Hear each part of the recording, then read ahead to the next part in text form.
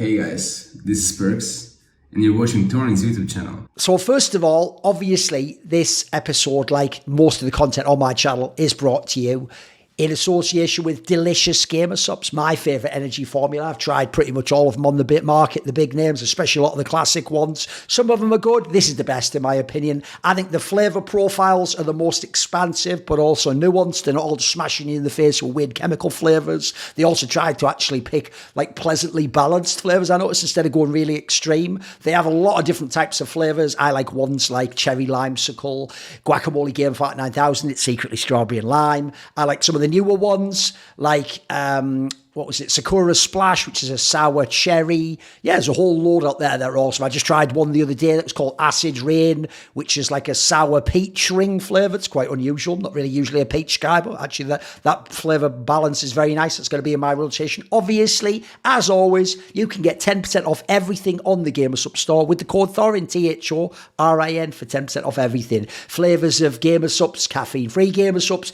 AFK, which is the drink you take that helps you go to sleep or promotes sleep. You can get the Gamer Teas, including one for sleep there that has no caffeine and L-theanine, and then you have the ones that obviously perk you up. You can get waifu cups, apparel, there's all sorts of stuff. Right, we are now going to go to, remember it's in alphabetical order, so the next one is going to be Letme, mega supportive player, so I can almost instantly just put him there.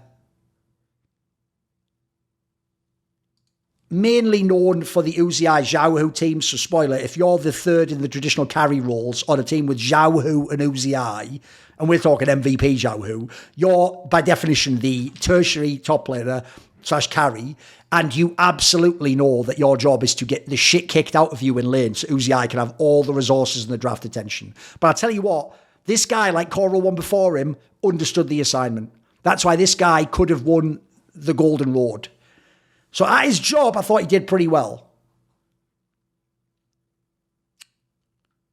But, so this is the year here, 2017. They could have won Worlds that year. 2018. But for me, after that, he went away. They had different people in the crazy about. So we're only talking a couple of years. It's just another D in it. It's just another D tier. I now realise this is the problem. The reason I'm putting these people here is because, yeah, I don't know actually. Maybe that should be D. Maybe he should be D. He was never a carry though, was he? I'm sorry, he probably should be D. Nah, he did have a year of bit. Nah, I don't know if I'm carry. He probably should be D on that one then. I'll think about that for the moment. It seems weird that a year of him being really good gets him go there. Because let me think, they had Pawn and they had Deft, so I guess he was the tertiary as well. So I guess he should be D as well. All right, for now, we'll leave it like that. We'll see. We'll figure someone out for C. Don't worry about that. Like, maybe what I'll do, I actually think I know what I'm going to do. I think at the end, assuming it keeps going like this, at the end, a bunch of the Western players will be D, and then some of these people will go to C, and they'll just be a C on their own. But maybe C will be like, Letme, Cora 1, you know, that sort of shit. I think it could be like that. This is Looper. Now, I'm just going to say this straight up. It's purely from what he looks like, but I'm not actually even trolling. I genuinely always wondered if there was something a little bit wrong about Looper. Like, something about the way he looks just always seemed a little bit off to me. I don't know what it is. Like, he just seemed a little bit special. But he did do well in lane. Not like as a hard laner, but as he could survive. And he definitely did what he was told. Like, even if it was Matt telling him to teleport, he still pressed teleport at the right time. So, and he had a decent champion, but he just wasn't a boss driver for me. So I'm going to put him D immediately. Macnoon is a really tough one.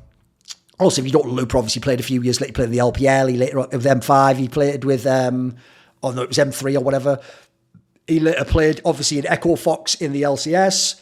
Right, Macnoon's another player that suffers from the fact his career didn't last very long. He's realistically got like a year of being really good. But I tell you what, when he was really good, at one point he could have been like contender for best Korean play. He was really fucking good. So you see here, 2012, he beats out Blaze. That's no joke. Goes to Worlds. They lose to the eventual champions. So it's not even a diss to them. It's only people like Flame could potentially beat him. He wins at OGN, later LCK. Then, unfortunately, he did that swap to KT that got fucked up, and then that's it. His career was pretty much done after that. No one gave a fuck about him. They didn't properly use him in these lineups here when he was playing mid lane briefly in LCK, OGN, and then obviously he went to NA after that and tried to qualify a bunch of times. He didn't really happen. Who gives a fuck? The problem here is he had one exceptional year where he was a really strong player. And he was the carry. So maybe that puts him C for the moment. I'll put him C for the moment. Then we have MaRin. Now, MaRin was insanely overrated prior to 2018. But as happens with a lot of my career, this is why I'm fine doubling down. Because if you noticed, I double down on what's a legit take removed from emotion of the moment and sentiment. And so in future years, when people's emotion and sentiment fades, they agree with me. Actually, you know what, you're right, Bang never was one of the all-time great ADCs. They were telling me he was the GOAT. I think Wolf's not even relevant. Yeah, Bengi wasn't that great a jungler. Oh, MaRin, yeah, it was. Faker was the true MVP of T1 at Season 5. Everyone on the broadcast and in League of Legends in the scene said MaRin was the MVP of that Worlds and was the best player on T1 at that Worlds. I'm telling you, everyone. It's only me and maybe Monty said they weren't. And I can't remember Kelsey's opinions back then. She might have, or not, I don't know. But I'll tell you what, if you look at his overall career, there's more to tell. Because it's the before and after you need to know. So first of all, when they had SKTS, if you don't know, the two talents were Faker and MaRin in the T1 org. So what they did is, they put Faker on one team and built a squad around him, and they put MaRin on another team and built a squad around him, and MaRin's team was the second best of the lineups, but that's why they did it. Because look, these are like a bunch of like decent talents, but not the ones you'd have on your main team. So to me, he was the best, the bus driver of this team. Obviously, famously just playing Renekton all the fucking time. And they were like an all right, also ran team. And then famously around summer, people forget this, but in summer, that's the fourth place game there. In the semis, they went 3-2 with the KT Arrows, who actually won that tournament, by the way. And they had Ssumday, who was a pretty good player at the time. So I think actually he was like a canny, underrated player, probably in SKTS, just a bit one-dimensional. I think they said he was the shot caller. Then in Season 5, he just played Maokai 1 billion times. Look, he won a lot. And I think he just called the jungler top 24/7. And people went, oh, look how genius the way, dynamic how he's playing top lane. I think he just called the jungler top lane. Because I saw after that in later teams where the jungler didn't go top all the time, he still played the same way and just fed. So after that, if people don't remember, he went to Korea, went from Korea to China, probably cashing out from winning worlds, etc. And he was nothing on these teams. Now, admittedly, some of these lineups are pretty dodgy, but they also got some players, I thought he was scuffed as fuck. A Freak of Freaks, if you remember, were a decent team. Like, they had good, decent players. This is basically the players that Keane was playing with after this. But he was mega streaky. He would carry one game, completely feed the next in LCK, even sometimes within the same BO3. So for me, he was one of the players that kept them down. I think they could have been a bit better if he'd have played more responsibly and if he could have been a true carry. And then you go further up, he's irrelevant after that. I mean, he's a coach in the LCS after that. So realistically, we're talking about like one really good year, one all right year. That's not very good, I've got to say. Like, I'll give him this. I do think in T1, in Season 5, Faker's the best player. I'd probably say MaRin's the second best player. Then I'd put Bang third, because I always thought Bang had to get into those scenarios. Bang was a more reliable teamfight carry, but obviously laning, I'll give it to MaRin. So I'll say it's his second best. So I'll say maybe he goes C for now. I think C's fair for the moment. At his peak, he would have been better than some of these, but also they have more longevity than him. So I think we will then go to Nuguri. Now, this is a heartbreaker, because I'll tell you, when Nuguri came along and I saw how he played on Damwon, and I saw, wait a minute, there's some OMG-esque topside team or Blaze-esque where you play to the top side of the map in the Soul Letters. Bro, him and Showmaker can be the new Flame and Ambition. Maybe he's the next in the lineage of after Smeb, around the time of TheShy. Maybe it's actually this guy's going to be one, because he's also Korean. And he's, in theory, he used to have that like int to win style where he'd have the 2 death power spike, but he was really good. And at one point in time, you might not believe this, absolutely, it was a discussion. Who was the best player in Damwon? Is it Nuguri? Is it Canyon? Is it Showmaker? Personally, I always thought it was Nuguri or Canyon. I've always thought Showmaker was a tiny bit overrated, but in later years, sometimes Showmaker was probably second in that hierarchy and maybe Nuguri was third. And I do think, sadly, he's another Korean that fucked his career up by going to China. Notice a lot of carry top laners did that. So he's another one that went to FPX, where they kept trying to look. It's funny, I'll tell you what, talk all the shit you want on Game Goon. He did his job. A lot of these carry tops they tried bringing in, they actually had their problems with. So you go to here. He came along in Season 9. He's up and down, but he's still a very good player by the end of the year. 2020, I thought he got better as the year went on. Obviously, they won the championship eventually and Worlds. He was excellent, by the way. You go to FPX, they're still in the finals both times. But from what I remember, he would have like, it looked like I believe he even said he had some sort of problems with like language barriers. I think he looked to me like he was very stressed in these times. There was times it looked like it was getting to him, but that's why they were like subbing him out sometimes in summer. I think even maybe had health issues at one point in time. And they didn't do anything at Worlds because sadly that was the one they Giga shit the bed in the groups.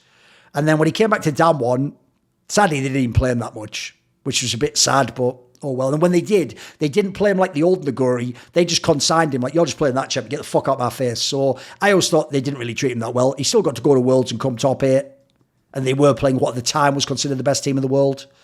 So if you look at his career realistically, it's not as good as it could have been. This is a what-if player for sure. Like domestically, he has times, he's probably got 4 or 5 splits where he's a very good, like one of the absolute elite players in the world, especially for top lane. So I don't know for that one. For me, I'm feeling like a C player. Oh, I don't know about this though. Can I really have Hooney above him though? I think he maybe goes on to that one. He maybe goes on to B for that one. Like, if he developed his talent, he could have been S. If he zigged when he zagged instead, he could have been A. I think B's fair, if I'm looking overall. Oddeam there, straight to D. Yeah, at times he was very good. It was obviously mainly a weak side player. They never knew how to play around carries. They don't really, to this day, know how to play around carries in Europe. And haven't since season 2, probably. PDD, you will all forget, but he not only looks like him and has a similar swagger and attitude, this guy basically is the proto Bin, if you don't know. He was on IG when they were the other top side team before OMG, just weren't the one that ever won. They were the famous, like, Washington Generals to the fucking Harlem Globetrotters of WE. His problem was, first of all, he was a bit of a dick, hence that famous story with, like, Dyrus or whatever it was, fucking internationally. And he definitely wanted, him and Zitai it was all about playing through them on IG. IG's always been a solo lane team, if you don't know. So I do think around this time, 2012, in the 2013, he was very good. It's the reason why they won this over WE, when WE actually, at that point in time, were on that 33 streak win or whatever, winning series. They beat them on LAN. They could have won the LPL, but they blew it in the playoffs. Didn't get to go to regionals because they lost to OMG, very close. In IG the next year, he's still somewhat good, but I think the lineup got shitter and shitter and shitter at times. Some of these players just aren't fit for parts. So realistically, we're talking about, what, like 2.5 years, 2 and a bit more? But he was a true carry. Like, I'll try and show you the stats. This was like the Jax type fucking player, by the way. Renekton, obviously he's played fuck all because he played such a short career, didn't he? Renekton, Rumble when it was a carry champ, Shyvana, Jace.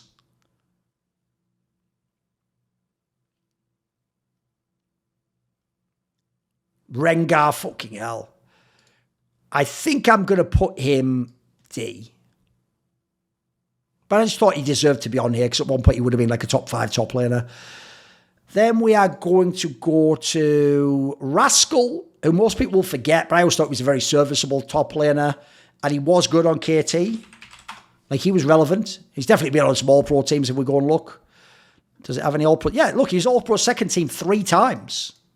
And over a 3-year span. So remember, there would be 2 splits each year. So 6 splits total. He gets onto 5 out of 6.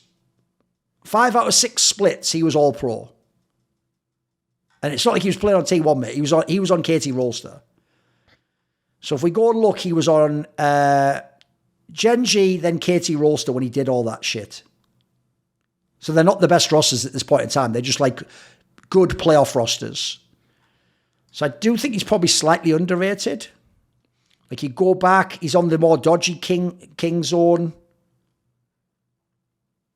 But when they have Khan, he was the replacement for Khan, so that doesn't really count for him. Then you go to when he gets the full-time job on King Zone when Khan's gone on T1. He's not bad.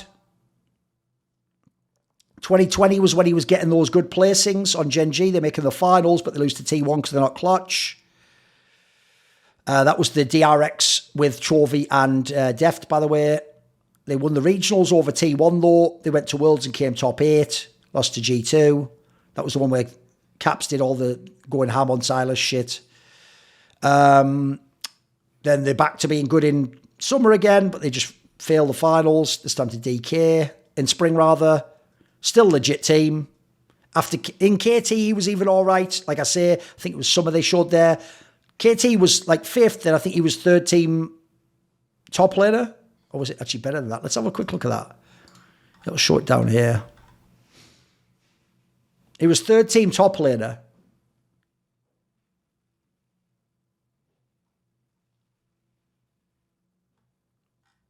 Respect. Who gives a fuck on DRX? So realistically, just an also running. I mean, to be fair, he wasn't like a total bomb. Like if you go look what he's playing. He plays some Renekton, some Camille, Jack. He tries to play some carry games. He was just a bit more... To me, he reminds me a bit of Canna. These two players, for me, were like... They had times they came close to being good, but they were never like truly world-class for me. They're more like you could make them work within a Korean team if they understood Korean, but... A little bit... So like, I wouldn't have wanted this... I think this guy would have withered on the vine if he went to the LPL. So realistically... Where does that make him, though? Because if I put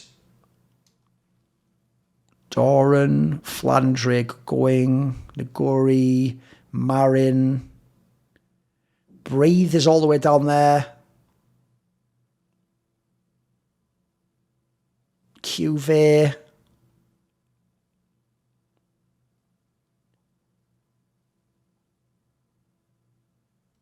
Canna. Probably have to put him D as well. I think I know what we're going to do. Like I said, I think later on we're going to make D even shitter tier. And then we're going to somehow like fix C and B and figure this part out. Because there's going to be too many in D. Reapered. This is another player who suffers from the fact that League of Legends eventually continued to this day and became a very long thing, and then he just retired too young. His main problem was he was a Korean who was a very, very individual thinker and was something of a single-minded visionary. So when he was the shot caller and everyone listened to him, that was fine until they stopped winning. So what happened, I once wrote a great written article about this, is they actually shockingly beat their sister team and won Spring because he was like a mega shot caller as Fantasy Star. Then in summer, they didn't win or even come to the finals. And so as a result, when they failed the regional to McNoon's team, they kicked Reapered out and they brought in Flame. Then he had a chance to go and do all sorts of things, but he formed SKT, and that was originally the main team, where he picked all these weird players like shit and nobodies and tried to make it work. That was actually, if you don't know, where is it? This player here was actually Phoenix, who played later on Jin Air. When he swapped to jungle, Phoenix was his top laner. Then he became mid laner, and then that was the end of his playing career. Then he became a coach in EDG, was very good. Then he became a coach in C9 for many years. Then he coached Run the Thieves, where he was good. Then he went over to like Japan or whatever the fuck this was, and then he came back to C9 recently. So realistically, he unironically was one of the best top laners in the world in Season 2. Like, me and Monty always cite this. This might be one of the best one-man carry performances ever. And this was a tournament that had like Insect CJ team. It had Fnatic, who was in the final of IPL. It had someone else I'm forgetting from fucking Europe. Who else? CLG Europe. It was a very good team. It had been top 4 at Worlds.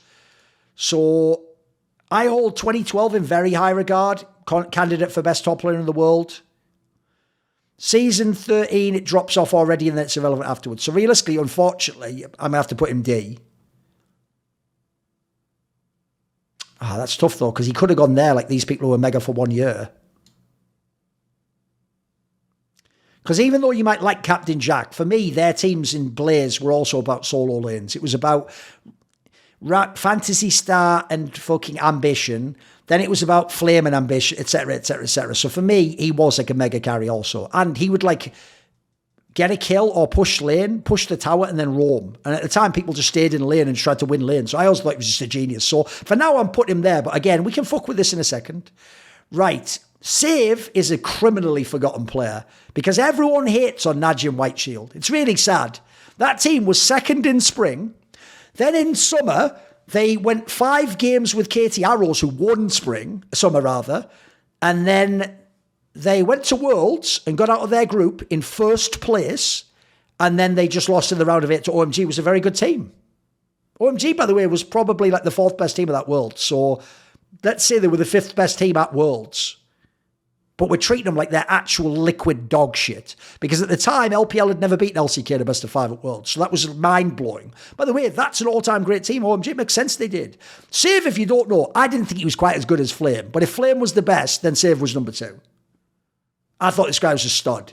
He was a really good carry player. Yes, he had the team play for him. But spoiler, so did Smeb, so did fucking Card, so did Flame at his best. A carry top laner needs the team to play for him. That's the secret of the LPL, what the LCK, LCS and LEC. It's not really that no one can play Jace. It's that no team can play Jace. No team can play Camille. Someone could play in lane and get kills and pilot the champion. In fact, I know people can pilot Jace. So SoaZ, to me, was very good for a year. But then the tough thing is, he ruined his career by doing the Korean Exodus. Because remember, you could only have 2 Koreans at one point in time in the lineup. So if you go and look, right, realistically, no one cares about him at this point in time, by the way. You come to, he's the decent player at this point. He's decent. These are up-and-coming players. You come to 2014, I actually think he was very good this year. You go to 2015, he goes to IG, and the problem was, if you remember, 3 Koreans signed with IG. You had Rookie as mid lane, Kakao as jungler. By the way, they've just won fucking OGN in summer. SoaZ joined as top laner, and the problem was, because they ended up wanting to field Rookie and Kakao, he didn't get to play as top lane. And he actually had to go down, and he was just playing in eventually he was playing in Young Glory in the fucking LSPL, and then he for real just disappears out of existence. He briefly came back for IG here when Z Tower stopped, and that's it. Just gone. Just gone. Like, if you go look at, he plays some LPL summer games here, and then you're all the way, look how quickly from summer in 2016, I'm right back in 2014. And this guy was a true carry player. Look, playing Rise, Kill, Shyvana, Kassadin, Zed. So I did think he was one of the best top laners in the world in Season 4. So does that mean he gets to go here? Let's think about that one. Put him there for the moment. Then we have got Shai, who is incredibly underrated because, one, someone else with a similar name is now more famous than him. It's a bit like what happened in Counter-Strike, if you don't know, with a player called Scream. There was an amazing 1.6 player who was a what-if player who didn't have as long a career as he should have, called Scream with a capital S and capital M written the same exact way from 1.6. And then in SoaZ and CSGO, there was Scream, the Belgian player, who, funny enough, also had a tragic career, but in his case, just he couldn't perform as well at the majors. So now everyone remembers the other Scream, not the original one. This one, Shai, at one point in time, in Season 2, you could have said he was the best top laner. He came in as like a rookie, replacing fucking, because Woong went down to play ADC, and they kicked Loco, and then in came Shai as I think he might even have been like 17 or something crazy. Let's go look it up here. As his replacement, and he was instantly good. Like, I'm talking instantly the second he walked in the server. And this guy was a monster. Like, he's one of the reasons, by the way, why Froggen didn't get to win OGN. It wasn't that Froggen got beaten by Rapid Start. He didn't. Froggen, by the way, was the best player of that series. It's that Shai started out losing a Wicked and then just started handling Wicked. This guy's also a guy where, if they would play a comp, because this team played for late game team fights, if they played a comp where they were trying to get Woong fed, and obviously Mad Life's in that lane, then what he would do is, he was one of the original, him and Flame, in the modern day, there's other great players at this, but they were 2 of the best players ever at when they dive you at top tower, 2v1, they survive the gank, get a kill, or sometimes even both kills. These are 2 of the most ungankable top lanes you will ever see, and he just didn't even need the resources. That's how good he was. So for me, in Frost, he's amazing even in Season 2, but he starts in the summer onwards. Season 13, if Flame's the best top laner, I thought even when the team started to fall off a bit, he was still very good along with Mad Life. So I would say he was like, a top 3 or 4 top laner in the world. So he's had a really good year and a half there. Then you go to a latter part of Season 4, maybe he starts to fall off. Season 5, I thought he started to have his issues. This is when they combined the squads and tried to make a super team, but it didn't really work, unfortunately.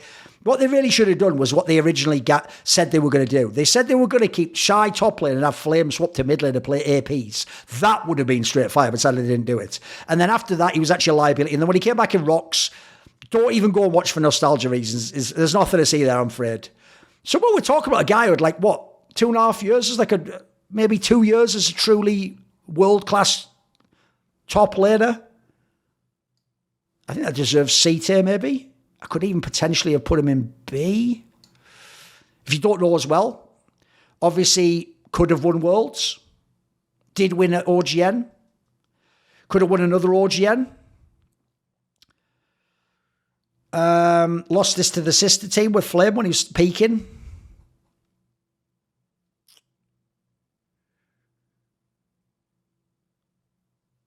That was when Frost even had that run back where they beat T1 in spring, who were the world champions, and won NLB.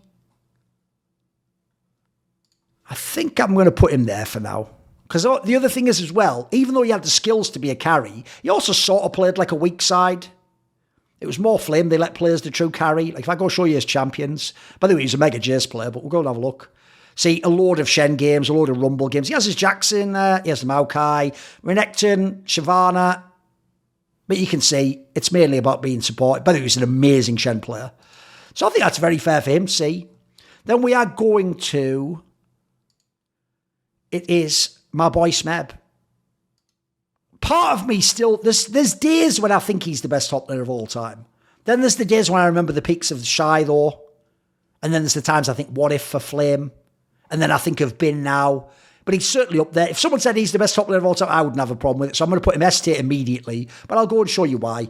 I will say, Monty does overvalue his early period for how bad he was. As in, Monty makes it sound like he was bad for like 5 straight years. And then he just got awesome out of nowhere. It's more like, first of all, he was on some teams where, if you remember back then, these teams were all about Mid-King was the stud, and then Lilac was just a player we all knew for a long time. The problem it was, is Smeb and Rain over at the same time were considered bad when this team started to go to shit, because they used to be like a playoff/dark horse team. Then they started going to shit and becoming irrelevant. But admittedly, by the time in 2014, some of these players need swapping out, mate. Then you go, and Huya basically is the team that becomes G Tigers, right? That's only like 2 years. And if I go and look, 2013, let's look at what his age was at that time. Right, he was born in 1995, so he'd have been 18. So when he was 18 and 19, he was a little bit sus, because he seemed like quite a sensitive guy, quite a reflective guy, if you don't know. So that was a bit sus, but then yes, from Tigers onwards, he was not only the best player in their team, and he was playing in a team, by the way, with Gorilla, who was a really good support from Najin the previous year in Shield, and Prey, who was one of the all-time ADCs, but more of like the weak-sided and OGN champion. He was the best player in their team. And in my opinion, he was one of the best Korean players from 2015 to maybe like the end of 2017. So like 3 straight years, I think he's one of the best players in the world, if not the best top laner. He had some more issues in KT because it was more of a war for resources between him and Deft, and you can only have the jungler on one side of the fucking map, so it tended to go towards Deft because Mata was there. But I always thought, what if this had been a top side team? You know what I mean? That would have been interesting, certainly. So for 3 years, I think he has an unbelievable body of work. After that, who really cares? He wasn't that relevant in the bad KT, and he did fall off, and he even started to fall off a bit in the KT super team. If you don't know, he was a 2-time MVP in 2016. Now that's weird, guys, because T1 won Spring and T1 won MSI and T1 won Worlds. So the best player that year was Faker, right? That's weird. Why did Smeb get 2 MVPs of the LCK then? Why wouldn't Faker get the MVP? Exactly. This is where even Faker's prime's been just exaggerated. They just hand-wave people who are winning fucking MVPs in his region. So I think it's whack. The whole team was about this guy. Peanut certainly helped. That was much better than when they used to have Shitter, Lee and Horjin. They're fucking bad players. But Kuro was never a sick mid laner, and this bot lane was about going even. Admittedly, it was an extremely good bot lane. I also do think Norfair is an underrated coach. So I have to say, instant S tier. Instant S tier. SoaZ. Now this is where it gets tricky. SoaZ might be the only Western player that deserves consideration for C tier. Let me go and look here. And part of it is that the way he played macro in his career got better and better and better every year that went by. And so if you remember, first of all, in Season 1, he was one of the best players in the world. In Season 2, he was also very good. It's just like in the early part of the year, AAA was like a dark horse. Then Fnatic, by the end of the year, was really good and was actually like a top 5 team in the world. He was one of the reasons why. He was a fantastic player. Season 3, I think he's also like probably a top 20 player in the world. He was really good. Season 4, it went to the you have to play a weak side more. You start showing more of his macro game, and they had Reckless, so they had some mechanics there and team fighting. Thought it was very good still. For me, that's like 3 years in a row. He's world class. OG, look, Spring, I can't say he's world class. He's stuck in fucking Challenger. But summer onwards, he was one of the best gangplanks in the world. He was really good at that Worlds, if you don't remember. He's one of the reasons why they were a legit team. Then you go to Season 7 Fnatic. He's one of the best players in their team, in my opinion. It's him and Reckless. Season 8, he was good, but obviously from the playoffs of spring onwards, he's getting subbed out for Bwipo. He just plays some games in summer where Bwipo plays ADC. There was even a world where he would have played top lane all of Worlds and Bwipo would have played ADC. You'll find out about that, details about that in a video soon, but it means he didn't play most of Worlds, unfortunately, a bit like Duke. So they kind of, neither of them really made the finals in that sense. But I also thought he would have played a better finals than Bwipo. I think it was a massive mistake to put Bwipo against TheShy. And then after that, obviously, Misfits shit the bed. I actually think in Immortals, he was very hard done. It was a trash team in the end, and he was the best player on it. And then LDLC, who gives a shit, right? So realistically, this is quite a long career. And you know what? I don't care. Even though it means I'm putting him over people like Impact. Well, I mean, we might change this up in a second. I think I'm going to put SoaZ, because he was a carry player a number of years. He was a mega macro component and could do shot calling. He was amazing in the mid game. He could play in lane. He could play, famously, he's amazing at one-tricking champions and playing like weird matchups people don't know. It's basically everything that you think about Bwipo, but better. Just a better one. And actually a truly world-class player, even into the era when only people, for my money, like fucking SoaZ, early Expeke, Froggen, Jensen. These are like the world-class players from the West. Then we've got Ssumday. Now, this is a really hard one, because a lot of people won't know. They'll only think of Ssumday when he couldn't speak very good English in LCS, and his teams were just like fucking ADC heavy all the time, like Bang, Cody Sun. And so you'll think of him just as a tank player. But this is another guy where you put him on like a Rumble or a fucking Maokai or something, it's just mega. And actually on these teams back in the day, so early on, he was the guy when Insect was jungle who was top lane. He was just a good top laner, but he wasn't like a stud and wasn't the bus driver. Then you go, when it's KT Arrows, I always thought Arrow himself was just all right. That team was mainly for me about Cacao. It was playing around, carry jungling. Rookie had some good performances, and then Ssumday was very good.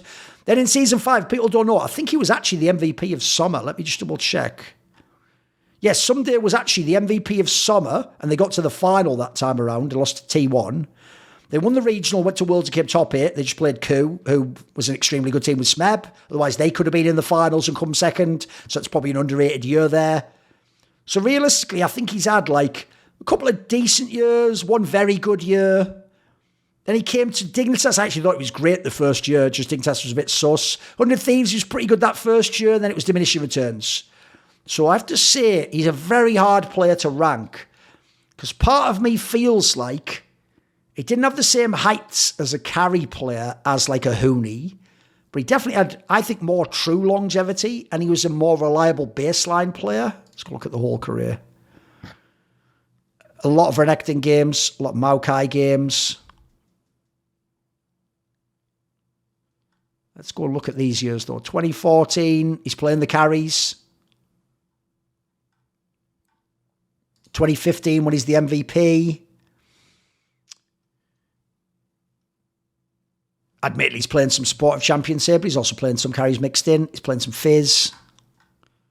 The Dignitas one, I actually thought he was a fucking stud when he came here. That's KT again. 2017 was when he went to Dig then. Look at this. This guy's a beast. And then the problem is after that, they just consigned him to being like a teleport bot / you play tanks. So this is tough, because that feels like C or B. He only played a couple of years in LCK though, but he had a really good year. I think maybe that's C. Maybe that's C for that one. It's borderline. Right, Stanley, my immediate feeling is D. Because I actually think Darian's a bit of a joke, so I don't really care that he beat him at Worlds. He did beat Macnoon and Shai, who were two of the best top laners at the time, but also I think the rest of his team beat them, and the level 1s beat them, and Toys beat their mid laners. I don't necessarily know that it was Stanley personally. I always thought he was a bit overrated, and I'm sorry, he just looks ridiculous. Like, he actually looks like He looks like someone wearing like one of those fake suits where you disguise yourself as someone else, like a spy, but he's just himself. So that's the most polite way to say it. And his career didn't last very long, unfortunately. So you have the TPA year. Then the next year, he's still around, but the team's still a top team in your region, but not the best. And that's just getting less interesting. So realistically, this guy's D. I don't give a shit. Straight to D. Summit, I'm already going to hurt a lot of people's feelings because I actually think a lot of people think this guy's shit. A lot of people are biased against him from Cloud9 or they just don't remember in Team Liquid. In Team Liquid, he was still a really good player. There's a pure carry. Maybe he didn't listen to the team. He's a really good player in his lane. I think you saw in R7. Now he's still legit. I thought in C9 he was a monster in spring. He did deserve the MVP. He just didn't give a fuck about playing LS's style. Here's what's sad.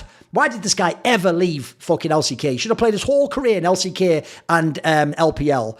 Like, on Sandboxing, him and Keen were the two like ELO-held players in LCK for a few years. I always thought he should have just gone way earlier to the LPL. I thought they would have played around like Fiora-type picks way better. But he just wanted to play his meta champions and then people bullied him for that, even though basically he was an amazing fucking carry. So if you go back, Sandbox, if I go and look here, does it actually show his overall awards? He must have had a bunch of first team. Right, he was the MVP of LCS, okay. LCS first team, yep. He only made one All-Pro team. Wow. Oh my God, he was actually recommended by I Love Uv. That's dope. That's one of the best StarCraft players of all time. And let's go and have a look at that. Wow, really? Did he never made a single fucking All-Pro? Holy shit. I mean, I guess his team wasn't that good most of the time, so sort of makes sense. I think, no, that doesn't even work, does it? I mean, I'll have a look. Yeah, I guess it makes sense. I mean, Koreans do tend to just vote the top three. But look, in this one, he's like tied for fourth in MVP standings, and yet his team is the fourth best team in the league. And then in summer, his team is the third best in playoffs and finishes ahead of T1. This is season 9, remember? But oh no, this isn't playoffs. That's right. In playoffs, obviously, T1 goes and wins it. Right, but they finished in the regular season there. He was second in MVP voting. I told you, this guy's actually underrated. He's just fucking underrated, I'm telling you. KDA top laner, SoaZ. Yeah, because the rest of your team, you fuck. You make me sick. So I think he's underrated, personally. So I'm thinking C for him.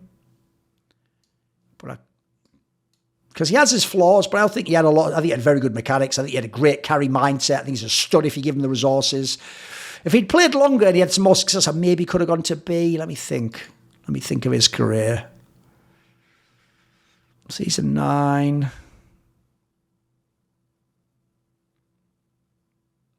No, that's maybe fair. He didn't have a very long career either. I think that's fair. I think that will already outrage a lot of people, though. But then I'm going to switch up the list in a minute, harder.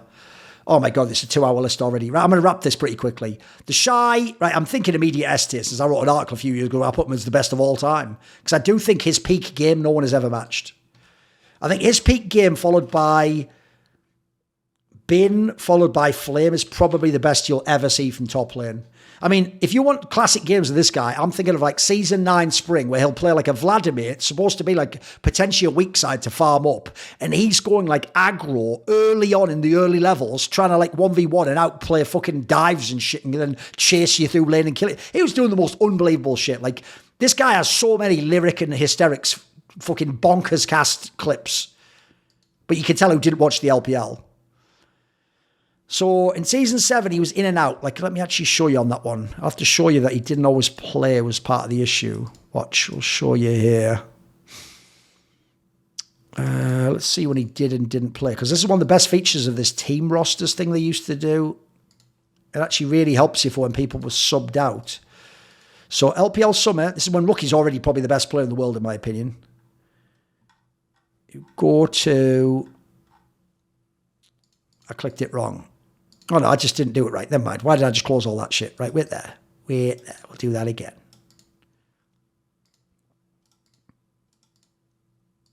Right, so team rosters. Did it go to the wrong page there or something? Is that it? No, there we go. Team rosters. We'll go down. IG. See, Duke plays most of that split. What about in the playoffs? Did he play in the playoffs? Nah, it's split. Season 8, this is when he had the hand injury at one point, I think, early on. So he's playing most of the spring. This is when they were mega dominant, if you don't remember. And then in playoffs, I think they benched him was famously what happened. And then everyone lost their fucking mind. But to me, it sounded like he had injuries and really bad attitude. Duke played all of the playoffs, which he obviously didn't win. In summer, he's playing, like about half and half. And then I'm going to guess they bench him again. No, they brought him in for RNG, just lost most of the games. So much, every dickhead who goes, the only reason IG didn't win in 2018 and RNG won is because they benched the side. That was only in the spring, you moron.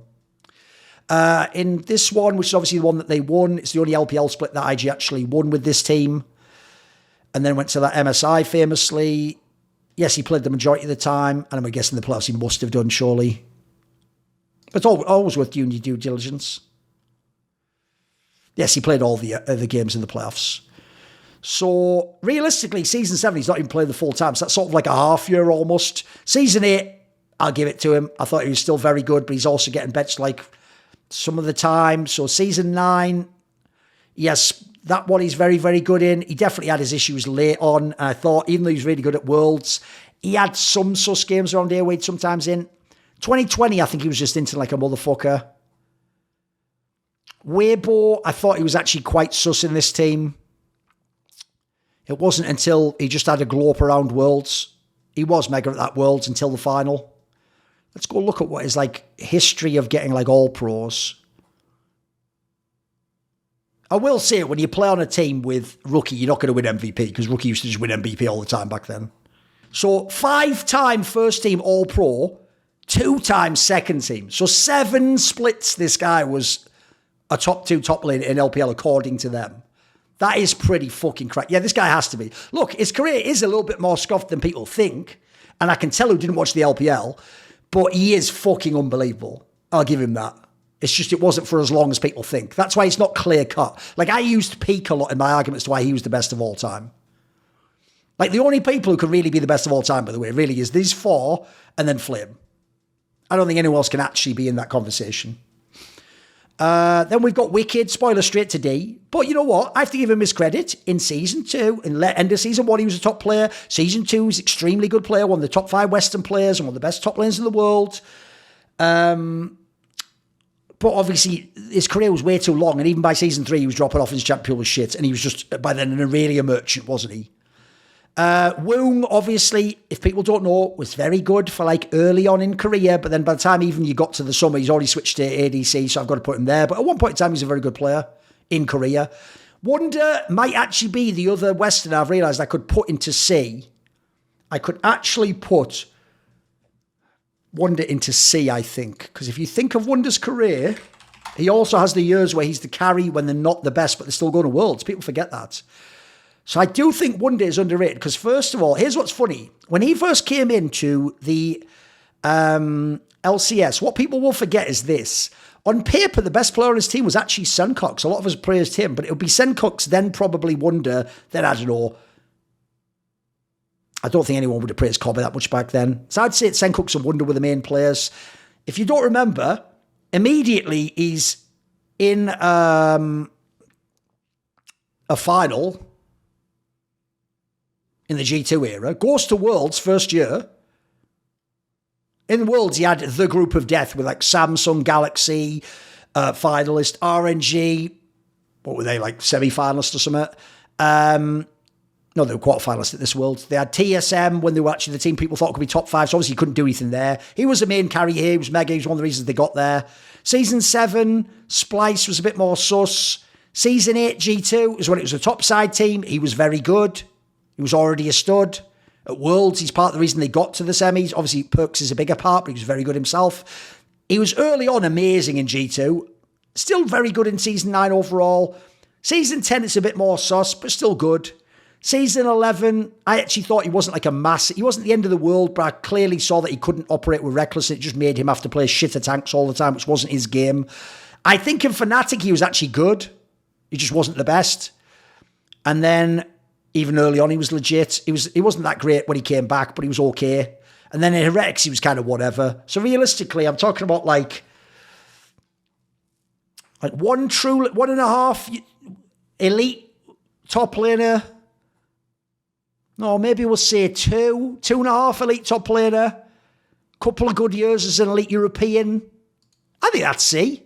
I think with SoaZ that can be C. Yeah, that could be C. At their heights, they'd be better than some of these people. But also you look at the careers of some of these people. Right, Xiaohu is really tough because he basically only played it for 1 year. But I'll tell you what, in that 1 year, he's definitely not going in D tier, I'll tell you that. He might actually have been the best player in the world. He was certainly the best top player for my money. I thought in the spring, he was fucking unbelievable. So he only played for 1 year at top. Does it show the role here? Yes, there we go. He only played in 2021 at top lane. So first of all, as a mid laner, obviously I'm not going to count it, but he was one of the all-time great mid laners. He was in like 6 straight LPL finals, an MVP. He was winning the championship. He was right there to win Worlds a few times, have a Grand Slam. He's winning MSI.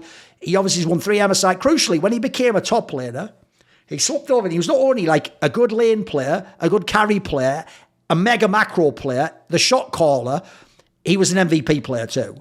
So if you go and look, in spring, they're the best team with 14-2 record in his first split that he's changed to top.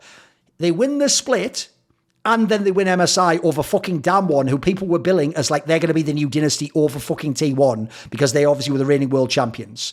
I don't think that can be overstated. That is unbelievable what he just did there.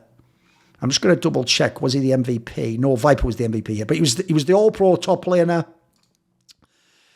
If you go to Summer, did they give MSI MVPs back then? Surely he would have been the MVP, wouldn't he? Doesn't say who the MVP is. How does that work? Doesn't look like they had one. Okay. In summer, Doinby was the MVP, but he was the best top laner again. By the way, look at this weekly award in summer that he didn't win summer, remember? And I'll go back to actually spring and show you something similar. A couple of times he's the best for the week there. Best overall player. 5th in MVP standings. What was he in summer? 4th in it, tied for 3rd in MVP. So an extremely good year. And one of the few years where, look, I'm not generally counting like shot calling as like a primary factor, but it's like a secondary or third. I'd probably be a third factor. So I will say for that 1 year alone, I think you get to go see. Like that 1 year was one of the best years of top lane I've ever seen. If you don't remember at the time, Lucian was like a fucking mid lane or ADC champion. And he just played in top lane all the time because he was just so cracked on it. If you don't know, I'll quickly show you that. Actually, I'm going to do a whole article or a video on this sooner or later. Look at his stats for Lucian. And by the way, he's actually tanked them a little bit by losing recently. Look at his career stats for Lucian. And I think when he's in top lane, for real, he lost something like 1 or 2 games ever on it and won like, 20 or something.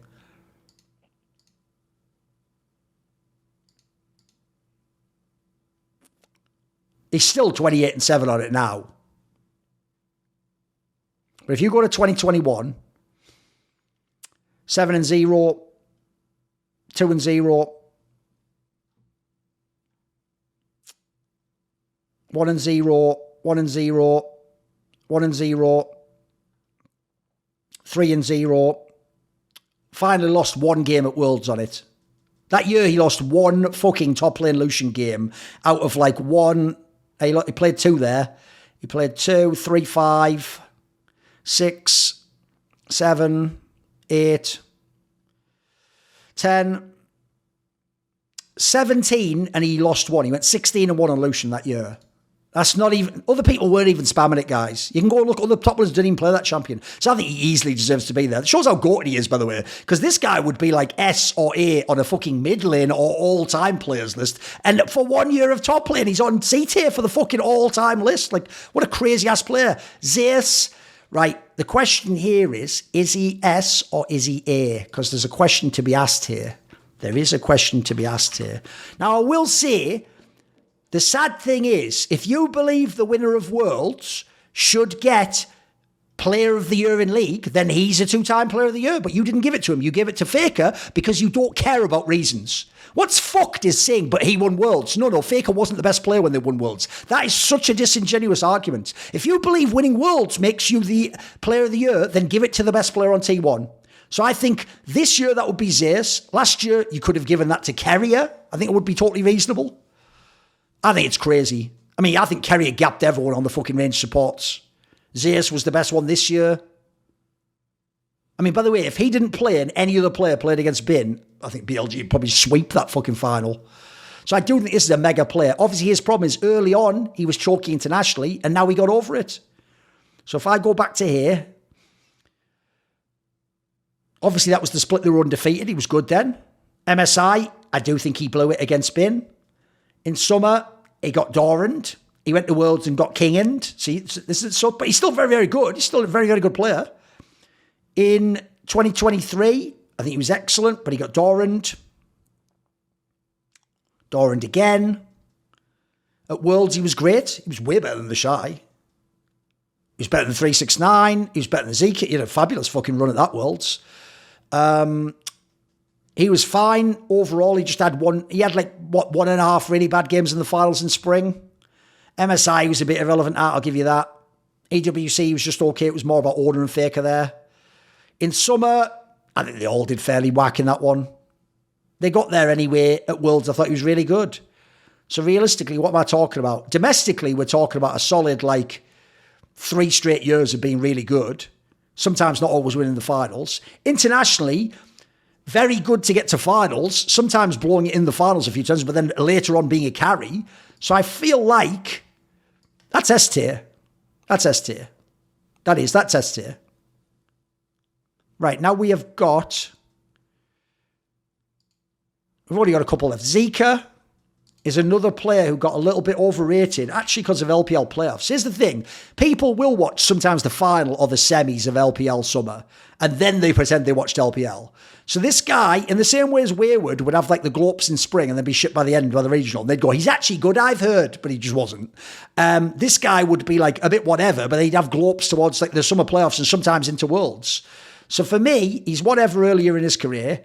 You come into 2023, if we go and look here, I'll actually quickly check. Does it show his overall stats? He must have had a bunch of second teams maybe. Oh my God, he only has 1. For the first time ever, he made second team. Wow. Is that really true? Let's quickly look at that. I mean, it's plausible. Fucking hell. Let's look at that a second. It does make sense though, because to be fair, like I say, it was mainly just the summer playoffs. He had the glope in. So I don't hate that. Shanji was more impactful. Yala was way better than him at this point in time. Remember, the Omega at the beginning of 2023. So he's not even relevant in spring. In summer, similarly, not particularly doing anything. I don't even hate on this. I think it's totally fine. It was just in the playoffs. He had the globe right. In spring, Wayward gets it over him this year. And then summer's the first time ever he made it, and he made second team because he had a globe in summer.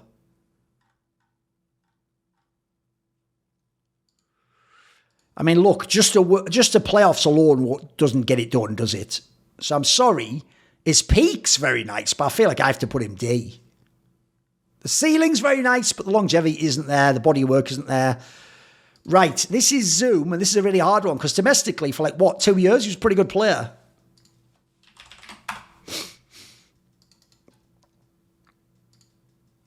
I just realised I should go to that. Sadly, he is a what-if player. I mean, you can see he's already retired. Oh, he's 27. To be fair, he actually got good quite late in his career.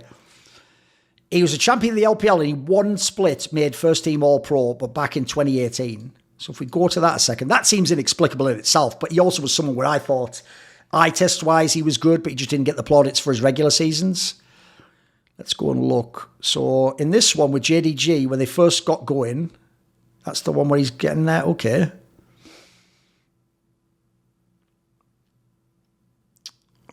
He was obviously in a World Semis, if people don't remember. Oh, no, round of 8 because they lost to Suning. That's when they won the split. Then they were second in summer.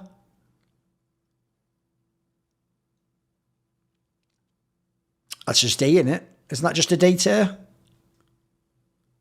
I think that's just D. Could have been C, but that's just D, isn't it? And then ZTI, just out of respect, we'll have a look. Obviously best known as a prodigy mid laner, like 15-year-old or whatever, qualifying for Worlds in Season 2.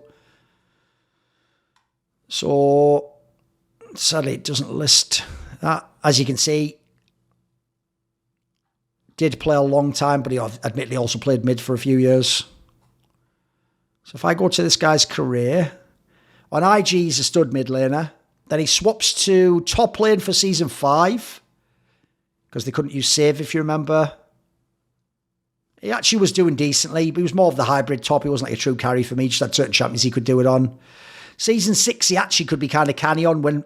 You're going to think this is a joke, but this is one of the reasons why Rookie's career is cursed. I never thought the kid guy was good as an ADC. Did you know that for a year he switched to jungle and their ADC just played fucking jungle because that's IG? And then you're all going, why isn't Rookie at Worlds winning Worlds like Faker? Fuck you, idiot. Why don't you, instead of asking that question and just asking that question and inferring an implication, something you haven't read, why don't you research it and find out? Why don't you go watch the games, you dumb fuck? Before going, why? Like some joker fuck. How about actually go and learn and watch the game? So anyway, he was pretty good that year, I thought.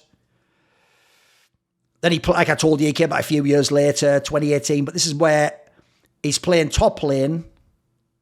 But this is when, let me see, this is mainly in the third-party tournaments when they're not using Letme. Like, let's see, how many games did he play? I think he played some games here.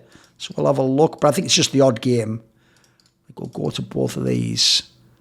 Do team rosters on all these.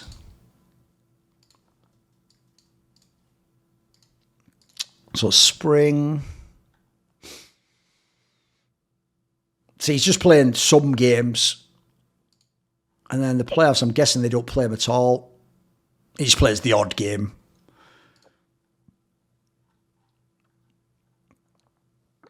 He was actually playing quite a few there, but believe it or not, it looks like he played 2 fucking roles. He also played ADC because of how absurd the fucking world we live in is. I'm going to guess for some of the games before I was ready to play it. No.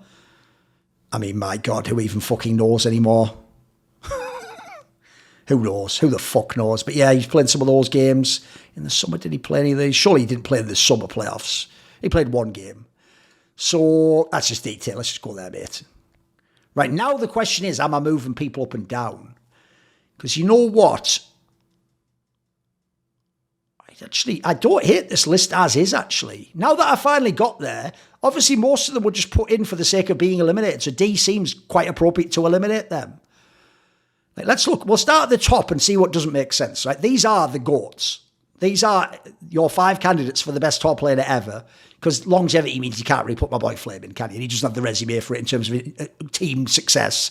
Then if you go to the A tier, these are people who, you know, there's a consideration, an angle where they were like maybe the best at one point in time, or they could have been the best, or if they maybe had, like, if you notice, a lot of these are people who, these 3, tend to have more of a sportive mindset if push comes to shove. If they played pure carry style like my boy Flame did, or TheShy, maybe they could have made it A. B is just like really good players across their career. Like, think about it. We've got Flandria there. We've got Thorin. We've got Good Going. We've got Huni. We've got Nuguri.